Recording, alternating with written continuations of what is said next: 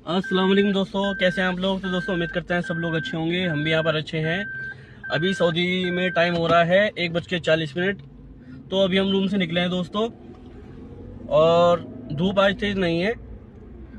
धूप है जो थोड़ी मध्यम है। बेड लगा लेते हैं क्योंकि हम रोड पे आ गए हैं अब अपनी गली से।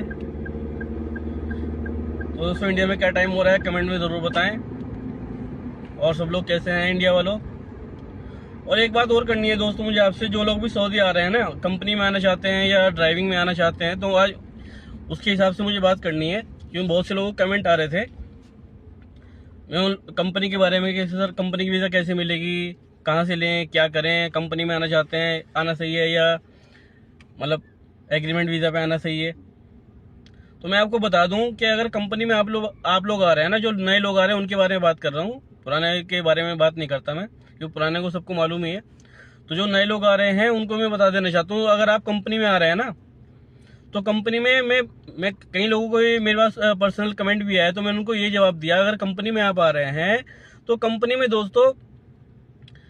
सप्लाई कंपनी का सिस्टम आजकल ज़्यादा चल रहा है सऊदी में। अब क्या है, कंपनी जैसे पहले होता था कि डायरेक्ट मुंबई वीज़ा जाती थी कंपनी की, वहां से इंटरव्यू होकर डायरेक्ट बंदा कंपनी में आता था। अब ऐसा बिल्कुल भी नहीं है, अब सप्लाई कंपनियां हो गई हैं यहाँ पे भी, क्योंकि अब जो बड़ी बड़ी कंपनी है वो क्या करती हैं,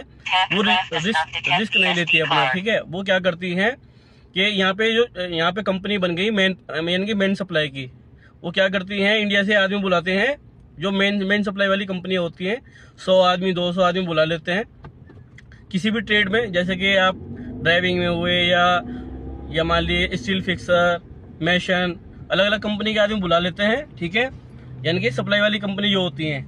और जो यहाँ की बड़ी बड़ी कंपनी है वो अब डायरेक्ट वीज़ा मतलब डायरेक्ट इंटरव्यू लेके नहीं बुलाते, वो उन कंपनियों से कांटेक्ट करते हैं कि हमें इतने आदमी, इतने ट्रेड के इतने आदमी चाहिए, तो वो उनसे लेते हैं। यानी कि अगर वो उनकी सैलरी, मान लीजिए मैं एग्जांपल आपको इजीली वे में समझा दूं, अगर कंपनी उनको सैलरी 3000 रियाल दे रही है ना, तो वो जो इंडिया से बंदे को बुलाएंगे वो उसको 1200 1300 इससे ऊपर नहीं देंगे। वो होती है सप्लाई कंपनी। और सप्लाई कंपनी का क्या होता है कि कंपनी को जितने दिन काम कराना होता है, जितनी बड़ी कंपनी है उतने दिन वो रखती है, उसके बाद वो बंदे को वापस भेज देती है। उसके बाद क्या होता है सप्लाई कंपनी में, कंपनी आपको बिठा देगी, आपका कहानी बनाएगी, फिर उसके बाद में आपको सैलरी की मुश्किल, खाने पीने का मुश्किल, क्योंकि हम जो यहाँ पे सऊदी में अभी देख रहे हैं सप्लाई कंपनी में लोग बहुत आ रहे हैं, और फिर यहाँ पे आने के बाद उनको सैलरी का मुश्किल होता है, काम नहीं मिल पाता, क्योंकि कॉन्ट्रैक्ट बेस पे काम मतलब बंदे कंपनी आगे अपने भेजती है काम कराने के लिए,